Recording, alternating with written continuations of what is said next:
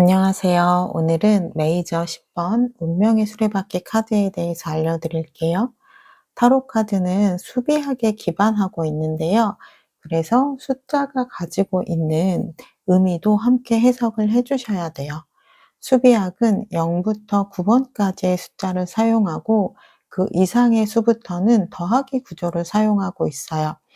그래서 숫자 10은 1 더하기 0은 1이어서 1이잖아요. 숫자 1은 시작이라는 의미를 가지고 있어요. 그러면 1번 마법사도 시작의 의미를 가지고 있는데 10번 운명의 수레바퀴도 시작의 의미를 가지고 있으면 무슨 차이가 있는 걸까라고 생각이 드실 거예요. 우리가 완전히 처음 해보는 시작이 있고 경험을 토대로 시작을 하게 되는 경우도 있어요. 그러한 차이가 있다고 보시면 돼요. 마법사의 1번의 시작은 무에서 유가 창조되는 시작이에요. 운명의 수레바퀴는 0부터 9번까지의 경험을 끝내고 나서의 시작이에요. 예를 들어 드리자면 애인이 생길까요? 라는 질문에서 마법사 카드가 나오면 새로운 이성을 만날 수 있다는 시작을 의미해요. 운명의 수레바퀴는 내가 알고 있는 사람과의 시작을 의미해요. 마법사는 뉴페이스를 만날 수 있다는 의미라면 운명의 수레바퀴는 구페이스인 거죠. 남사친, 여사친, 지인. 그러니까 내가 알고 있는 사람 중에서 시작이 된다는 거예요. 큰 틀로는 시작이라는 의미가 같지만 세부적인 의미가 다른 거죠. 하나 더 예를 들어드리면 사업을 한다라고 하면 마법사는 처음 시작해보는 사업인 거예요.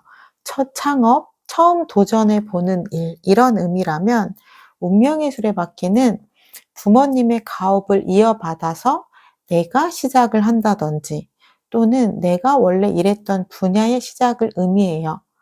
만약에 빵가게에서 직원으로 일을 하다가 내가 빵가게를 창업하게 되는 거예요. 그래서 같은 시작이라는 의미가 있지만 운명의 수레바퀴는 경험을 하고 나서의 시작이다라고 보시면 돼요. 운명의 수레바퀴에서 보이는 상징적인 이미지들을 살펴보도록 할게요. 수레바퀴 위에 스핑크스가 보이는데요. 스핑크스는 그리스 신화에서 들어보셨을 거예요. 길목에서 사람들에게 수수께끼를 냈어요. 맞추면 살아남고 맞추지 못하면 잡아먹혔어요. 우리가 인생에서 끊임없이 인생의 답을 찾아가는 여정을 설명하고 있어요. 수레바퀴 위에 스핑크스는 수수께끼를 통해 인생의 답을 찾게 한다는 의미예요. 오른쪽에 보시면은 빨간색 아누비스가 보이는데요. 이집트 신화에 나오는 신이에요. 죽은 자를 사후세계로 안전하게 인도하는 길잡이 신인데요. 그래서 우리의 운에서도 상승으로 인도하는 역할을 담당하고 있어서 운의 상승을 담당하고 있어요. 왼쪽에 보이는 노란색 뱀은 인간을 유혹에 빠뜨려서 힘들게 하잖아요. 그래서 운의 하락을 의미해요.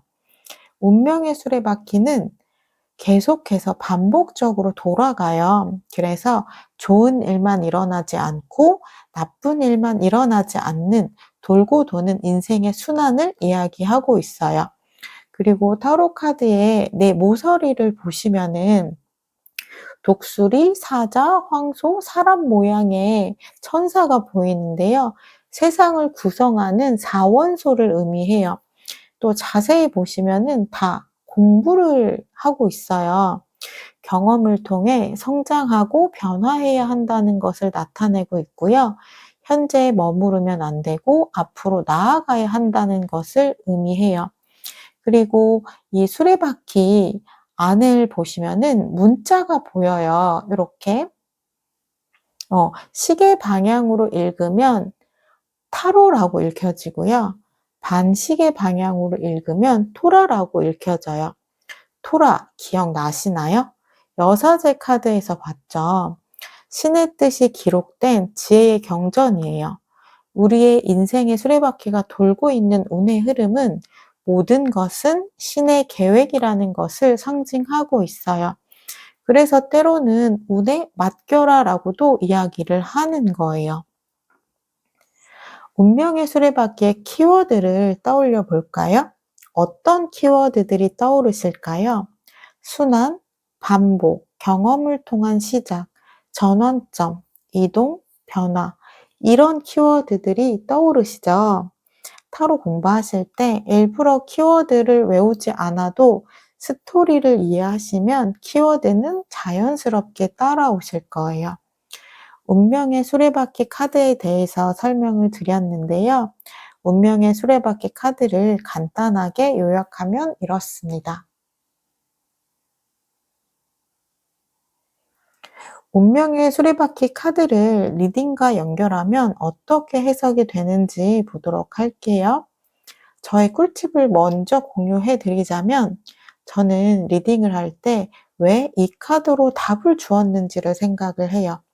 그리고 나서 이 카드가 가지고 있는 스토리를 의인화해서 상황에 대입을 하면 리딩이 수월해져요. 그러니까 이 상황에서 운명의 수레바퀴 카드라면 어떻게 행동을 할까? 이렇게 좀 상상을 해보시는 거죠. 우리님들도 그렇게 리딩을 해보시면 도움이 되실 거예요. 이제 연애운을 살펴볼게요. 솔로 연애운에서 이 사람은 어떤 사람을 만나게 될까요? 6패일까요? 9패일까요? 9패일 확률이 높아요. 왜냐면 운명의 수레바퀴는 시작이라는 의미를 가지고 있고 0부터 9번까지의 경험을 하고 나서의 새로운 시작이기 때문에 내가 알던 사람과의 관계에서 이성으로 발전이 되는 거예요. 현재 연인인 분의 현재 상황에서 나온다면 어떨까요? 운명의 수레바퀴는 계속해서 돌아가죠. 운의 상승과 하락을 반복하며 돌아가요. 이걸 연애 중인 상황에 대입을 하면 화해와 갈등이 반복적으로 일어난다는 거예요. 그래서 운명의 수레바퀴가 해브 커플일 때 등장을 하기도 하는 거예요. 만약에 내가 짝사랑 중인데 결과값에 운명의 수레바퀴가 나왔어요. 그 사람에게 공을 많이 들였겠죠.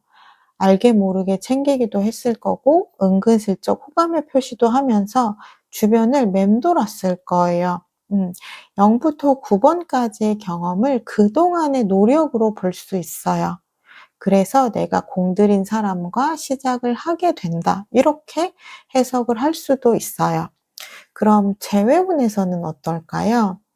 현재 이별을 한 상태이기 때문에 연애운이 하락식이 있지만 다시 올라갈 수 있는 거예요. 운명의 수레바퀴는 계속해서 돌아가고 나쁜 상황만 지속이 되는 건 아니기 때문에 재회의 가능성이 높다고 볼 수 있어요. 그럼 만약 조언의 카드에 운명의 수레바퀴 카드가 나왔어요. 이건 운명에 맡기라는 의미이기도 해요. 만날 인연은 만나게 된다고 하잖아요. 우연히 길에서 반복적으로 마주친다든지, 소식이 자연스럽게 들려온다든지, 약간 두 분이 인연이라면 자연스럽게 만나게 될 것이고, 인연이 아니라면 노력을 해도 어긋나게 될 거예요. 그러니 그것이 나의 운명이라는 것을 받아들여야 한다라고 말씀을 드릴 수 있어요. 금전운에 운명의 수레바퀴 카드가 나오면 어떨까요? 현재의 상황이라면 금전적으로 막히는 부분 없이 원활하게 돌아가고 있는 중이라고 해석할 수 있어요. 만약 지출이 크다고 해도 그만큼 수입이 생기기 때문에 자금 회전이 원활한 상태라고 보시면 돼요. 만약에 금전적으로 어려움을 겪고 있거나 돈이 필요한 상황일 때 결과의 자리에 운명의 수레바퀴 카드가 나온다면 금전적인 어려움을 해소할 수 있는 방법이 생긴다거나 돈을 빌릴 수 있게 된다라고 해석을 할 수 있어요.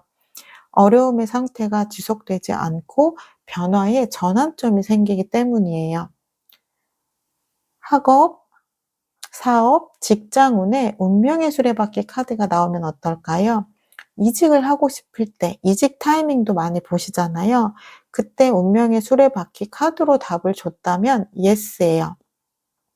운명의 수레바퀴는 순환이잖아요. 움직이는 이동성이 있는 카드이기 때문에 긍정적으로 해석을 할 수 있어요.